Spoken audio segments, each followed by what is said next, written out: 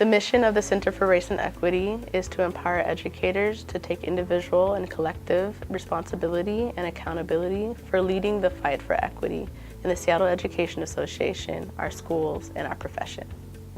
We had been out in buildings, and this took about 3 years prior to the bargain. And we got through about 70 buildings and over 2,000 one-to-one conversations with the members. And the issues that came out of those, in every single building, people talked about equity. And equity looked different in different buildings. And people talked about equity in funding, equity in resources, and even the equity issue of students having educators that look like them. So the diversity, equity within our schools as well. Our members have stated that equity issues are central to the work of Seattle schools. For the Center for Race and Equity, the SCA is building, and I think just through our greater association, we're providing our membership those avenues in which they could be supported and promote best practices and what's working in their schools to hopefully share with other schools across our district. When I asked if people knew of other educators doing great work and what work they were doing, it was just amazing to see that is happening everywhere. It's happening in every school. There's at least one educator doing amazing work, and some schools have totally taken it on to really focus on their students and what they can do and what they have control over, and how they can change not only what's going on in their school and their classroom, but really how they can raise the issues and raise the voices of their students and other educators to the district level. This year, instead of starting school with academic classes on the first day, we took the first 3 days of the year to build relationships. And we did all sorts of activities around group roles, team building, getting to know you, what's important about our school. We came up with our theme for our school, which is BEST, which stands for Brave, Empathetic, Safe, and Tenacious. It was just this whole commitment, and for those 3 days, everyone in the school was doing exactly the same thing, and it was happening across the board in every classroom and in every space. Not only have staff reported back that they thought it was the best start to the year ever, but there was an overwhelming amount of support. About 85% of our staff said they wanted to continue or expand it. Everyone at Leshai is really proactive with social justice issues, and they wanted to have a day to show support for Black Lives Matter. Having those kinds of actions for students, it made them feel important. It made them feel like we see you and you do matter and we matter. And so by doing that and highlighting that, so many kids feel like no one's looking out for them, and they see things on the news and they feel afraid. And to see the teachers show up to school and they all have shirts that say Black Lives Matter, and then they have time in the classroom to discuss how are you feeling today? What do you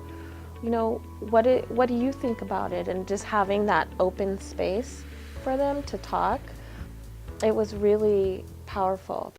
Their educators have always noticed which students are not reaching their potential in their classroom, and a educator leader and a strong educator is trying in every way possible to help that student. And if you ask any child or ask any adult who has had a transformative experience in school, they will tell you what their whole world looked like, and it wasn't just their classroom teacher, it was any and everyone in the building, and their lives could have been impacted by an IAA or the principal or the secretary or the nurse. And so making sure that we recognize that all of those people are educators and all those people have a really impactful role. The power and solidarity I've seen with educators, I would say since the bargain, I think that people are more willing to get involved because they see what's at stake. Once we get these leaders involved, that really started to change the union. I think the advantage was not only more people and unified sitting at the table, so we were much stronger at the table. The depth of the proposals were amazing, but it was also the strength coming out of that group when we went for a strike vote and when we went for ratification. SCA members, the motion has been put in front of you to call for a strike on September 9th. All those in favor, please signify by saying aye. Aye!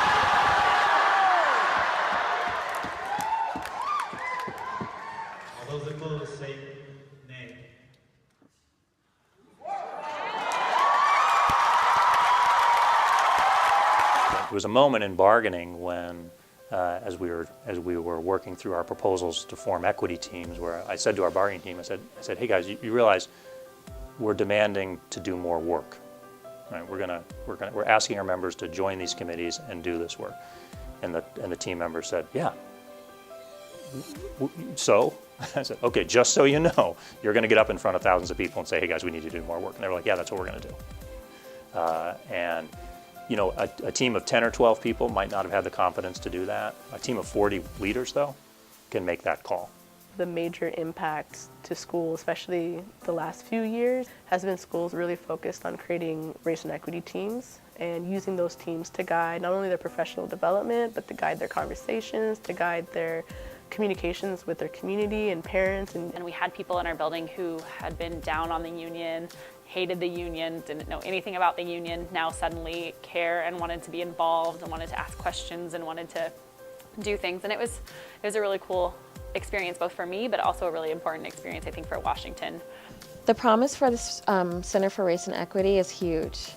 It's kind of what has kept me inspired about being an educator and being surrounded by people who are passionate about helping others and making people feel included.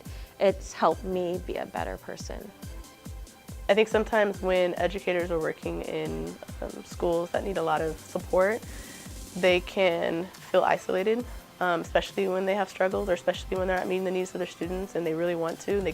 And as I'm doing this work, I really realize that there are a lot of educators throughout our district who are not only feeling that, but are also being powerful in those situations. Having race and equity teams is, you know, people are discussing these issues out loud. Within Seattle Public Schools, there's always been that conversation happening with buildings, maybe one-to-one or within specific groups of educators. But what we're trying to do, and what I'm seeing being done right now, is having this conversation collectively as a district. At SEA, we want to see this continue. We want to see equity be a focus and a lens of our work. And that's really what the heart of an education union is to use our collective power to advocate for our students and our profession. We could hire experts to tell us what to do, but then we've missed all the great work that's already happening. And our job really is to enhance that work, to build on that work, to learn from each other.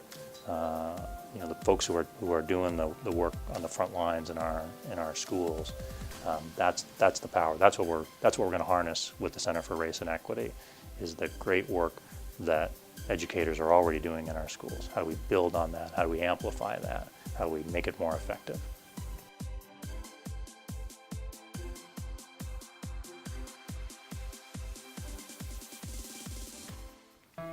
We don't need experts. We are the experts. We are the educators and the leaders on the front line. We have the power and knowledge to bring Equity and transformation to our communities. When we unite together, we can create Justice. change. equity. And power. When we unite together, we can create community. A world of possibilities for ourselves and our students. Let's stand together. Let's stand together. Let's stand together. Let's stand together.